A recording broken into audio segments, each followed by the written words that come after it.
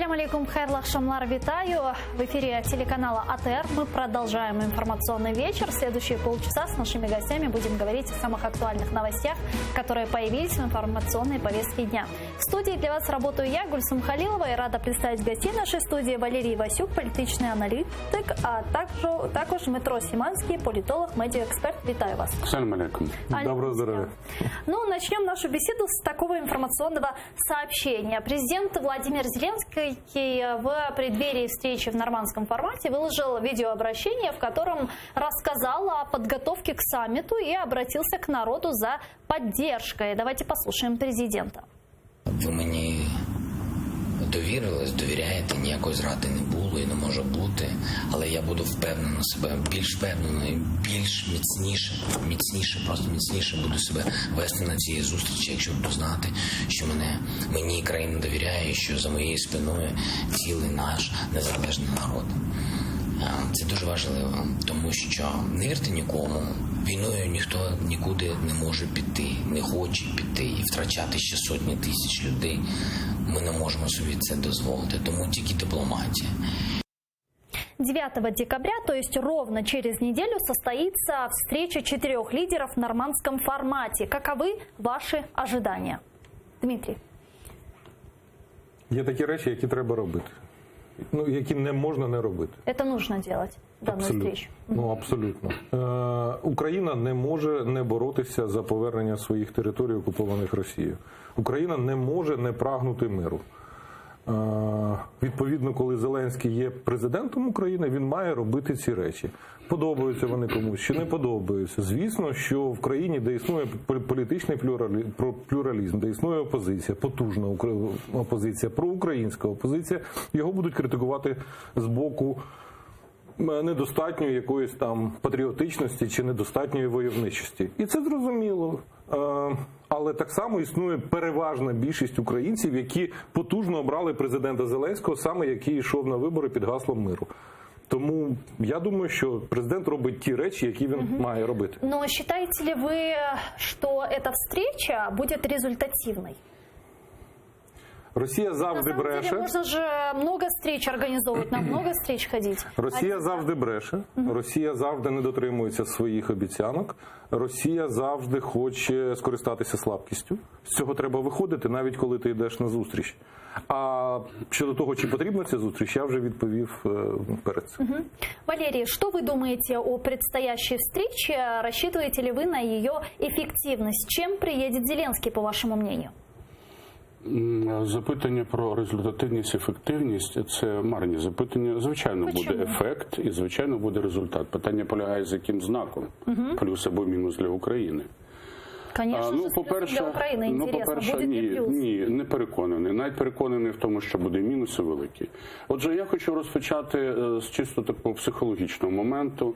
Звернення президента Зеленського до народу у зв'язку з доленесною зустрічю у нормандському форматі відбулося на якоїсь лісничній клітці, футболочці. Така є хороше слово українське присутствувати. Яка різниця? Спортзал, де за спиною, можна і в барі, можна і в бані звернутися, в сауні можна звернутися. Отже, якщо не знати типу президента типу в лицо, то можна подумати, що таке шльоцик. Отже, а тепер по суті. Абсурд нормандського і мінського формату, в принципі, полягає в тому, що в мінському форматі, як наслідку, як результату нормандського формату, бере участь третя сторона, яка називається сепари. Для мене є диким, для мене є цинічним, для мене є незрозумілим, чому в мінському форматі не бере участь третьою стороною, або, вірніше, другою половиною української сторони кримсько-татарський народ в особі своїх представницьких органів. Адже Крим – це є споконвічна суверенна територія кримських татар, а не України і не Росії. Отже, для мене абсолютно очевидно, що будучи усунутим від будь-яких питань, які стосуються подальшої долі кримсько-татарського народу, самого Криму, Валерій. всі результати, які б вони не були, чого б вони не стосувалися, бо Крим є невід'ємною частиною оцієї війни. Да, мы сейчас не про Крым, про Крым мы обязательно поговорим, я сейчас про нормандский формат. А це нормандський формат? Це нормандський формат. В данном случае в нормандском формате Россия, Франция, Германия и Российская Федерация, и Украина. Саме тому я, починаючи з, певно, 4-місячної давності, вашим лідерам весь час говорю, передбачаючи про нормандський формат, про цю зустріч, що невідкладно представницьким органам кримсько-татарського народу треба ухвалити фундаментальний документ, який називається «Акт суверенних прав кримсько-татарського народу». І якщо би, якщо би Макрону, Меркель, Путіну і Зеленському був вручений цей документ, я переконаний, що вони би говорили про Крим, бо Джемілєв повинен поставити запитання до Макрона, до Меркель і до Путіна. Одне просте запитання. Чекайте, Франція, Німеччина і Росія – це є суверенна територія російського, німецького і французького народу. І що буде, якщо поставити під сумнів суверенне право цих народів на цю територію? Таке саме право, такий самий сенс, такий самий фундамент має нарешті оголосити, якщо він цього хоче, може ні, кримсько-татарський народ. Ну, так или иначе, вот 9 декабря состоится нормандский формат, и да, и все-таки на нормандском формате будут принимать участие 4 страны, в данном случае и президент Зеленский, Макрон, Меркель и Путин. У меня вот, знаете, такой вопрос возникает, потому что многие эксперты высказывают свою обеспокоенность в том плане, что на этой встрече против Зеленского будут сразу трое. В данном случае Макрон, Меркель, Путин против Зеленского. Вот такое реально, учитывая их торгово-экономические и теплые отношения с Путиным? Дмитрий. Нема теплих стосунків Франції чи Німеччини з Путіним. Тим більше нема любові. Економічні. Вони існують, великі, більше, ніж з нами. Росія – великий продавець нафти, газу на європейський ринок. Росія – великий гравець на ринку отримання з Європи нових технологій, нових товарів певних. І це очевидно, що для бізнесу і Франції, і Німеччини, і Європи в цілому Росія важливий партнер. Саме виходячи з цього, європейські країни і ведуть діалог з Росією. І допомагають Україні в наших переговорах з Росією щодо окупованих територій, в тому числі Криму. І європейські країни ніколи з фокусу своєї уваги Крим не викидали. Це маніпуляція говорити так, що чомусь Франція і Німеччина опинилися на боці Путіна. Ну це абсурд, це дурість. Я не знаю, як татарською, скажіть це слово, як воно там точно є. Дурачок є таке слово.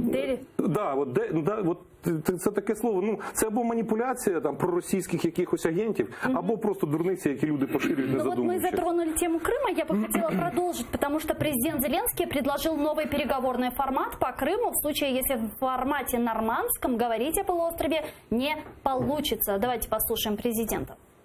Я запитаю на саміті, чи можемо ми говорити про Крим в цьому колі. Якщо ні, то мені б хотілося, щоб ми погодили ще якийсь формат. Це наша територія, і я б хотів, щоб вона до нас повернулась. Думаю, що в справі з Кримом могли б допомогти США. Міг би бути такий формат переговорів – Україна, Росія, США. О вероятности создания переговорной площадки по Крыму отреагировали, естественно, в Кремле. Истерика. Слушаем пресс-секретаря Путина Дмитрия Пескова. Да, истерика, давайте послушаем. Тут ніякої реакції Кремля бути не може. Будь-яке обговорення теми Криму неможливо. Про це неодноразово говорилося на самих різних рівнях. Обсуждение Крыма невозможно, сказал Песков. Ну, вообще, для начала, что вы думаете о новом формате, который предложил Зеленский с участием Соединенных Штатов Америки, ну и Россия, Украина? Отже, стосовно такий формат реальний? Стосовно форматів, бачите, залучення будь-яких країн без згоди Росії не станеться, це абсолютно очевидні речі. Росія ніколи в світі не погодиться на залучення Сполучених Штатів, під началом якого президента вони б не були, до будь-якого формату, який стосується перспективи українських територій, які відторгнуті тимчасово Росією. Одначе, я ще раз хочу підкреслити, будь-який формат, за будь-чиєї участі, хоч цілої Організації Об'єднаних Націй, без кримських татар це є Филькіна грамота, тому що немає суб'єкта, який має єдиний на цій землі право на цю землю. Немає суб'єкта. Я вам більше того скажу. Якщо б було б звернення Курултаю кримсько-татарського народу, я розумію, є проблеми теперішньої участі членів Курултаю, але є таке поняття, як кореспонденція свого голосу, чого ніхто не відміняв. Більше того, в умовах, коли є екстраординарна ситуація, війна, таке право може на себе взяти, і його ніхто за це не буде карати. Сам Джемілєв, вибачте. Отже, якщо буде ухвалений акт суверенних прав кримсько-татарського народу, повторюю, суверенних, а не природних, на життя, на здоров'я, а не надбаних, голосувати чи не голосувати, бо це права людини. А права суверенні – це права народу. Отже, якщо буде ухвалений такий документ і буде направлено до Організації Об'єднаних Націй, безпосередньо до Генсека, я вам абсолютно гарантую, що ніхто не обійдеться, тому що основоположний документ, який, власне, і сформував ООН як ООН, це право націй на свою землю, на суверенні права, не самовизначення. Це є перше. Друге. А Зеленський на це піде? А це не має значення. Знову ж таки, не має значення. Я вам ще раз кажу. Суб'єктивні речі не має значення. Має значення одне. Кримсько-татарський народ, Курултай і його орган, який називається Меджліс. Значить, що? Ухвалити акт. Курултай. Значить, алгоритм є такий. Пишеться текст. Як було написано свого часу акт незалежності України. Пишеться текст.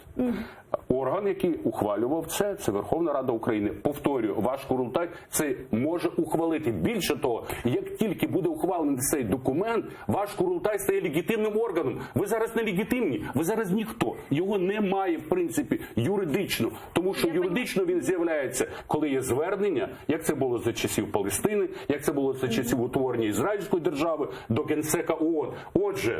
Отже, таким чином, так, что? Да, я просто хочу вернуться к формату нашему. Это, конечно же, очень важно, и я все-таки хочу еще у Дмитрия... Я хочу завершити. Отже, ставлення до кримсько-татарського народу і їхнього одноособового, повторюю, права, тому що Крим був всі часи історичні в складі Російської імперії, Росії, України, як територія.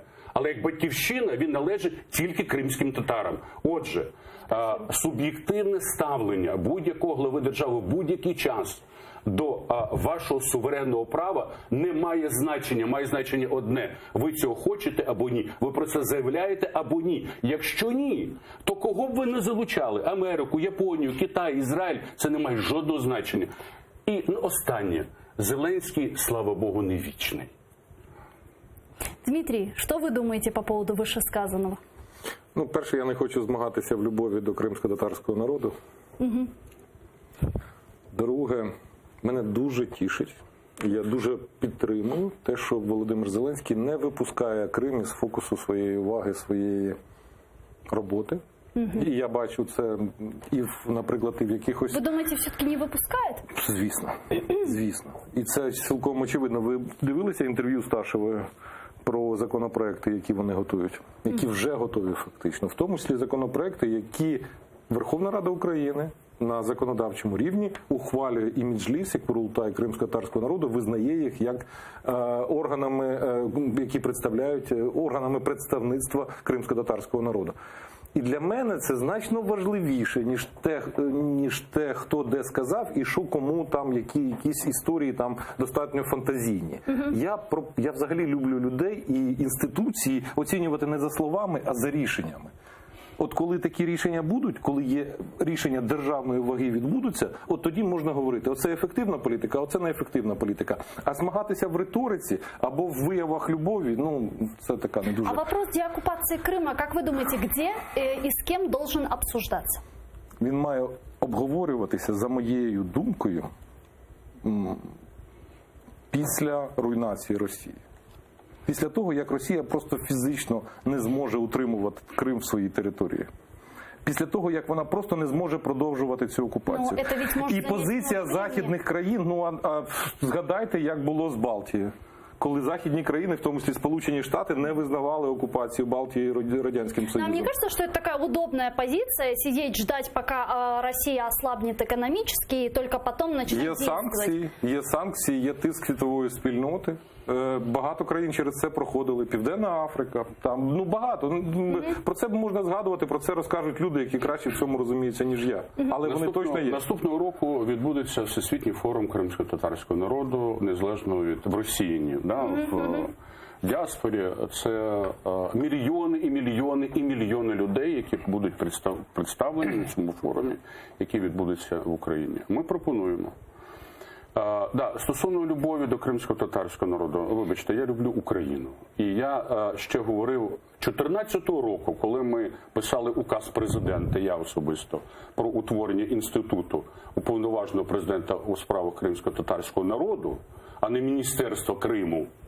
Отже, я передусім думаю про Україну. І я вважаю, що якщо Крим буде повернутий, він буде повернутий активністю і правильністю позиції політики кримсько-татарського народу. А тепер стосовно цього форуму. От на цьому форумі, якщо буде ухвалений цей документ, тому що, погодьтеся, без акту незалежності України було б України, правда?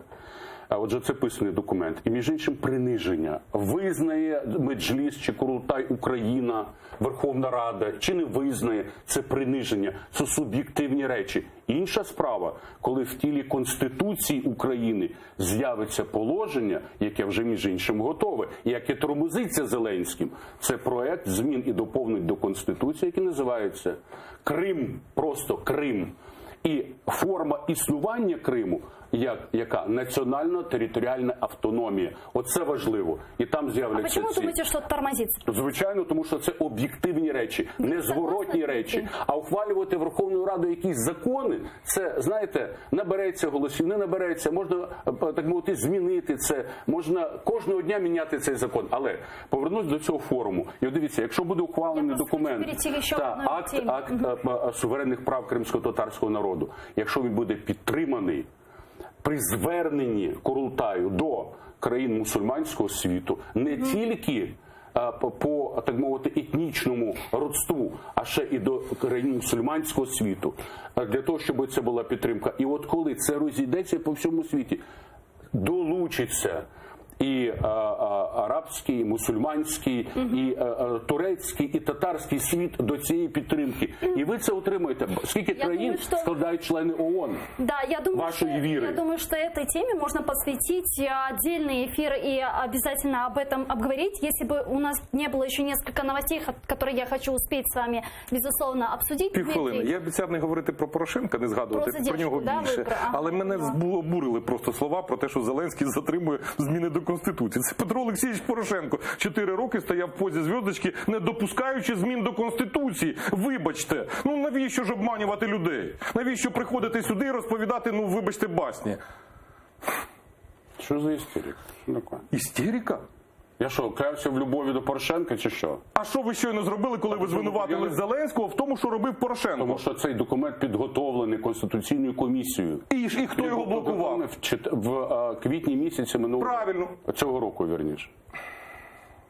Не треба вздихати. Давайте переходимо до наступних питань. Да, про автономию, конечно же, можно было долго еще говорить, и про Порошенко, и про Зеленского, а тем временем спикер Госдумы Российской Федерации Вячеслав Володин заявил, что из состава Украины могут выйти несколько областей. Давайте послушаем.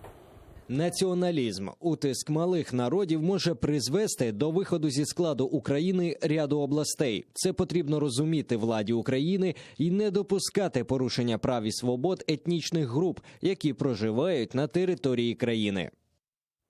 Ну а председатель Верховной Рады Дмитрий Разумков ответил Володину. Давайте послушаем. В Україні немає ні малих, ні середніх, ні великих народів. В Україні є український народ. Да, він багатонаціональний, да, він може розмовляти різними мовами, але це єдиний народ, це єдина держава. І я хотів би всіх запевнити, що якщо хтось сподівається, що будуть відвалюватись, відходити, втрачати ще якісь території, то це лише мрії. Дмитрий, как вы считаете, ответ нашего спикера, спикеру Российской Федерации, он вас удовлетворил?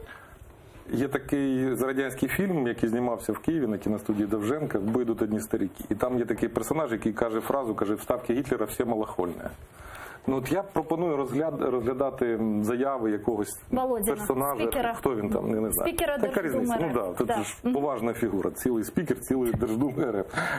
Так от я саме з цієї точки зору хочу розглядати. Ну реально, це божевільна якась заява людини, яка, це маячня, яку навіть за великим рахунком не варто обговорювати. А ответ української сторони? Мрії росіян про те, що Україна розколиться, ми спростували в 2014 році. Коли весь народ України повстав проти російської агресії. Коли росіяни, кримські татари, інші народи, які населяють Україну, встали і разом воювали проти російської агресії. Воювали на Донбасі, відстоювали, намагалися як могли Крим, і врешті це була найкраща відповідь на оці всі басні. Скажіть, а от ответ нашого спікера? Сказав щось. Я би сказав якось інакше. Мабуть, мій шановний колега, який був теж народним депутатом, він би щось сказав якось інакше. Я би посміявся скоріше. Валерий, а вы как считаете, это действительно вот то, что сказал Володин, это какой-то бред, или все-таки за ним есть какая-то милитаристская, возможно, основа? Или же он все-таки из своих уст проговаривает программу, заложенную Российской Федерацией, или что? Или это просто реально пустые слова? Політика, особливо яка ґрунтується на функціонуванні спецслужб Росії, ще від часів Петра І, вона є надзвичайно професійною. Вони ніколи не говорять в повітря. За їхніми словами, стоїть доказова база, яку вони використовують, якщо їхній візаві країна, їхній противник, якась країна, не допетрила, не додумала, не була готова до того, щоб протистояти таким загрозам. Ми вчора святкували 1 грудня. Говорите про російського спікера чи про українського? Про Україну. Отже, це суцільна демагогія, те, що говорив Разумков.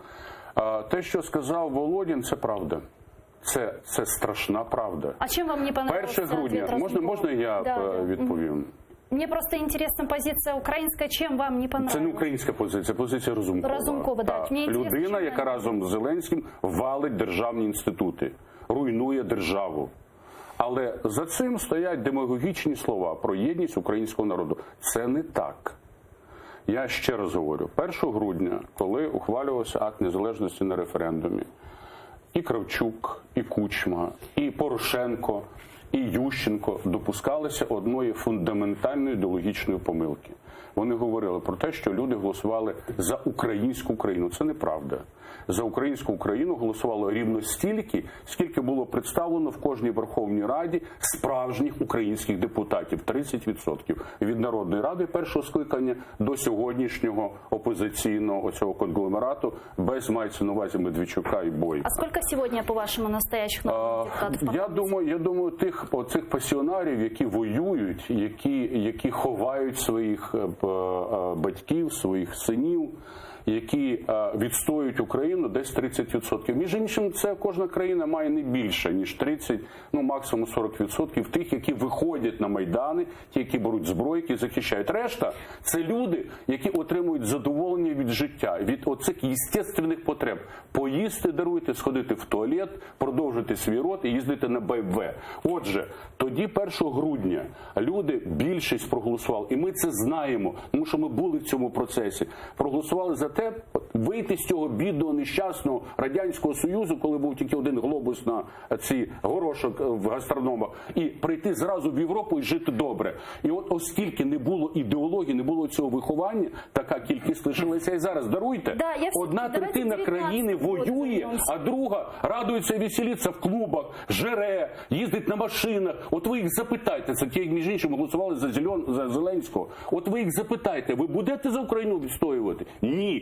Отже, тому і є оця загроза, оцього сепаратизму. Ми ж бачимо це, що сталося в Одесі, що сталося в Криму.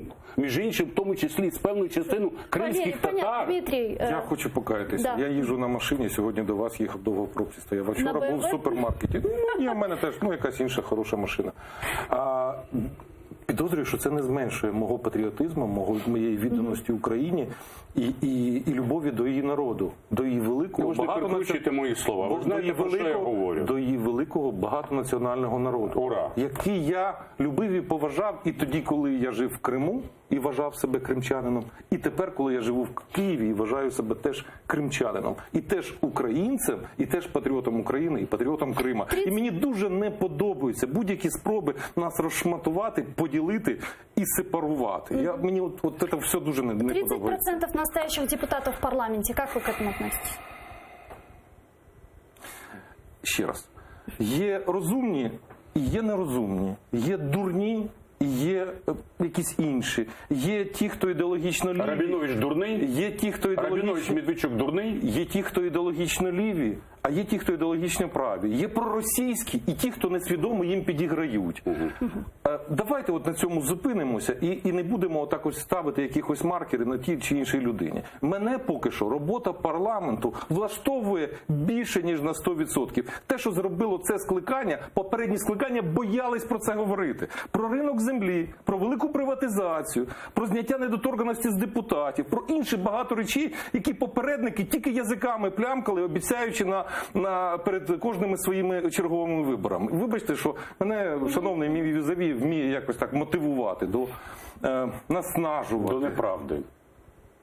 Ну, Валерий, ну правда же, что за последнее время Верховную Раду связывают с зеленым принтером и даже так начали называть, что принимают законопроекты, те, которые ждали очень долго. Ну, звичайно. Ви знаєте, от за такими, я би сказав, ляльковими рішеннями стосовно недоторканності, вони мають більшість, і не треба було знімати недоторканність, вони могли її знімати кожного дня по 10 штук, по 20 штук, тому що це рішення більшості. Отже, це все фейк. Більше того, вони зняли всю недоторканність, в тому числі і політичну. Тобто людина, участковий міліціонер кожного депутата може взяти за шкуру і просто посадити в каталажку.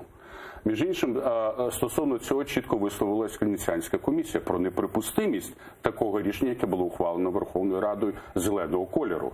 А от інші рішення, про які не говорять, які є залаштунками оцих зовнішніх прелістей, наприклад, це підготовка до зміни складу Верховного суду України, коли з 200 буде 100, але Венеціанська комісія дала, так мовити, своє заключення, і буде такі 200, але плюс 100 своїх зелених. Тобто іде повне переформатування Верховного суду, підпорядкування його Верховній Раді, а по суті президенту. Концентрація в руках інституту президента силової, судової, а тепер ще і мас-медійної влади. Ви добре знаєте оцей наступ на свободу слова, так звану. Отже, таким чином, справа полягає в тому, що... Давайте дадим слово Дмитрию, потому что вы очень удивленно на меня смотрите. Як саме вас утискають? Розкажіть, може ви нам краще про утиски свободи слова в Україні? Може вам щось відомо таке, що невідомо мені, або щойно мій шановний колега розповів про тотальний наступ на свободу слова?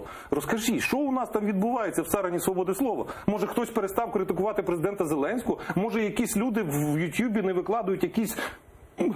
безумні якісь заклики, погрози і якісь інші історії, і це масово не транслюється. Нема на вас Марусі Звіробій тут в студії. Вона вам сказала на це.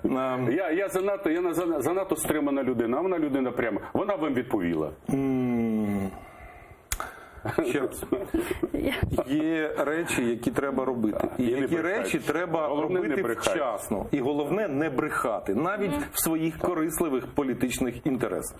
Я поняла. Спасибо вам большое. К сожалению, я вынуждена завершать этот эфир. Нашими гостями были Валерий Васюк, политичный аналитик, Дмитро Симанский, политолог. Спасибо вам большое. Спасибо вам. Да, буквально через несколько минут эфир телеканала АТР продолжает Прайм с Айдером Муждабаевым. Смотрите, не переключайтесь, Коршкенчик.